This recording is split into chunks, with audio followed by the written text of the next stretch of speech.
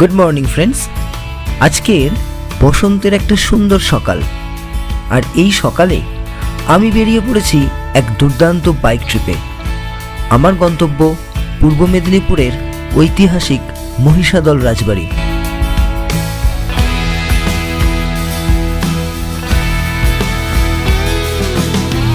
এই ট্রিপে থাকবে সুন্দর রাস্তা, রায়চক ভেসেলে গঙ্গা পার হওয়ার অভিজ্ঞতা, আর ইতিহাসে মোড়া এক সুন্দর রাজপ্রাসাদ।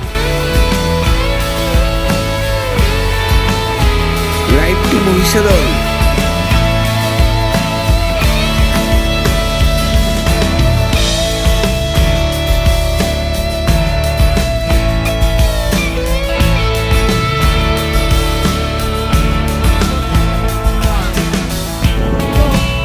সকাল সকাল রাইড শুরু করার মজাই আলাদা। হালকা ট্রাফিক, লং স্ট্রেচ, একদম পারফেক্ট বাইক ট্যুরের জন্য। আর চারদিকে সবুজ মাঠ, গাছপালা, গ্রামের শান্ত পরিবেশ, খোলা আকাশ। এই জন্যই বাইক ট্যুর মানেই শুধু গন্তব্য নয়, পুরো পথটাই একটা গল্প। আশা রাখছি তোমরাও আমার সাথে এই রাইডটা ফিল করতে পারবে।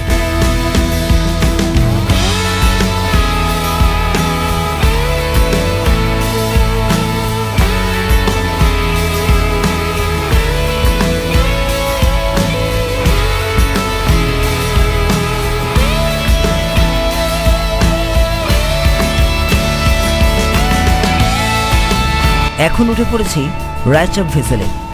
বাইক নিয়ে ভেসেলে ওঠার অভিজ্ঞতাটা বেশ ভালো, তবে সে দৃশ্য ক্যামেরাবন্দি করা হয়নি, হাতে সময় কম থাকার জন্য। তবে কিছু পথ চাকার উপর আর কিছু পথ জলের উপর দিয়ে যেতে বেশ ভালোই লাগে। এই ভেসেল সার্ভিস কিন্তু খুবই জনপ্রিয়। প্রায় 15 থেকে 20 মিনিট অন্তর এই পরিষেবা চলতে থাকে। তবে বাইক ওঠানো নামানো কিন্তু আপনাকে নিজেকেই করে নিতে হবে।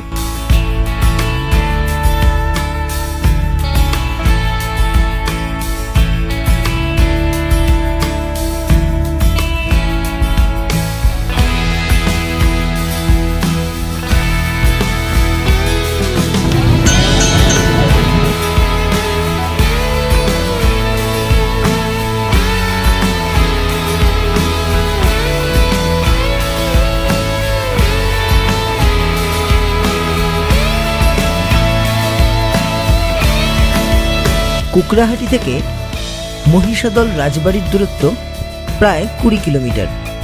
সময় লাগে কম বেশি 40 থেকে 45 মিনিট। আর আমি এখন আমার রথে চেপে, অর্থাৎ আমার বাইকে চেপে, আমি এক এক করে এগিয়ে চলেছি রাজবাড়ির দিকে।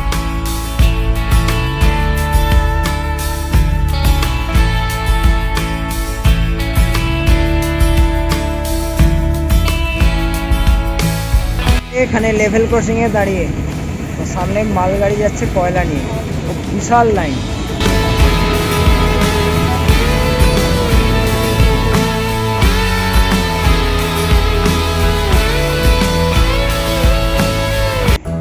Good morning. এই মুহূর্তে চলে এসেছি মহিষাদল রাজবাড়ি, আর এই হচ্ছে তার গেট। আমাদের এন্ট্রান্স হচ্ছে এই দিকটা দিয়ে। এই যে ওই সামনে টিকিট কাউন্টার আছে। আর যেটা আগে বলা হয়নি, আমরা মোট 3 জন এসেছি। এইখানে দাঁড়িয়ে আছে আনিসুদ্দা, আগে আপনারা দেখেছেন বকখালি ট্রিপে। আর ওইখানে হচ্ছে অরিন্দম দা, ওকেও দেখেছেন বকখালি ট্রিপে। পুরোটা ওই দিকটা হচ্ছে রাজবাড়ি, আর ওই সামনে হচ্ছে টিকিট কাউন্টার।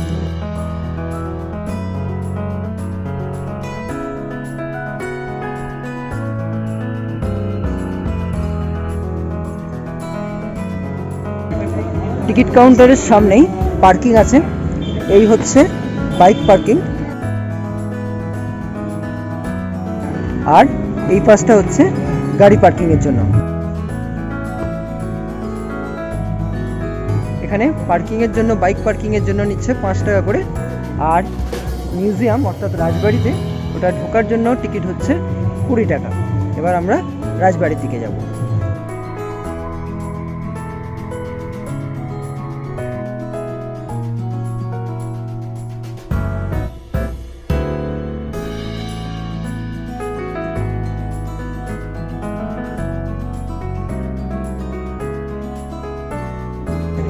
এখানে একটা ক্যাফেও আছে, তার নাম হচ্ছে রাজার হালে।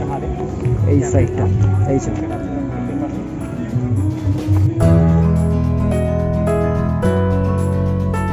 ষোলোশো শতাব্দীতে এটি স্থাপিত হয় জনার্দন উপাধ্যায়ের দ্বারা। রাজা আনন্দলাল উপাধ্যায় 1770 সালে মারা যাওয়ার পর তার স্ত্রী রানী জানকী দেবী 1804 এই সাল হচ্ছে পর্যন্ত সেই শাসন করেন। রাজবাড়ি।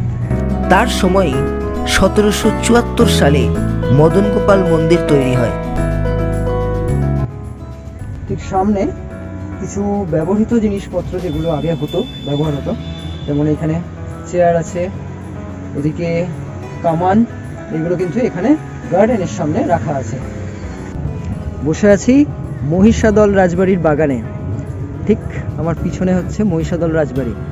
আর এই যে ব্যবহৃত জিনিসপত্রের কথা বলছিলাম, এগুলো সেরকমই একটা চেয়ারে গিয়ে বসে পড়েছি।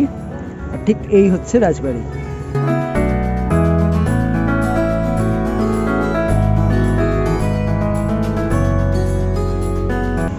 এই মুহূর্তে মহিষাদল রাজবাড়ির বারান্দায় দাঁড়িয়ে আছি।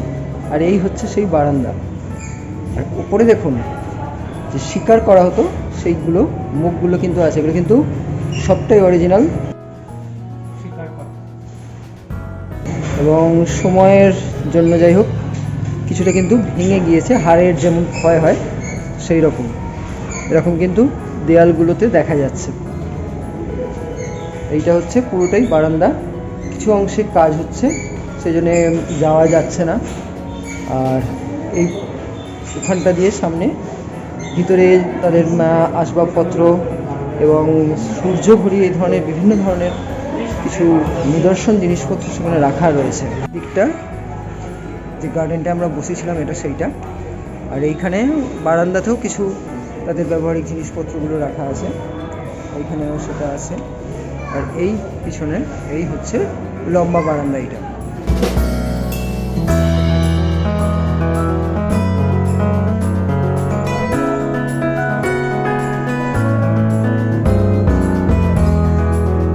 এখানেও একটা দেখুন শিকারের কিন্তু রাখা আছে।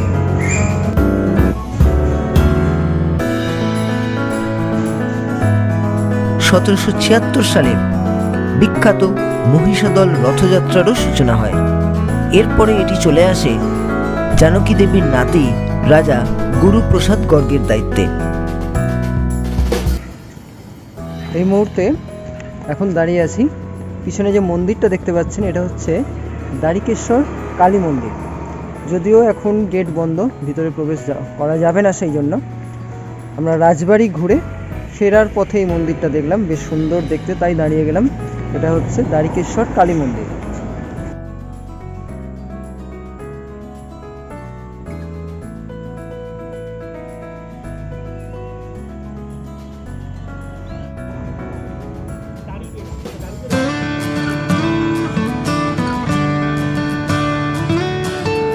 উইকেন্ডে একদিন থেকে বা দিনের দিন ঘুরে যাওয়ার জন্য একটি অত্যন্ত সুন্দর জায়গা হলো এই মহিষাদল রাজবাড়ি। কেমন লাগছে আপনাদের আপনারা কিন্তু অবশ্যই কমেন্ট করে জানাবেন, আর ভালো লাগলে সাবস্ক্রাইব করবেন।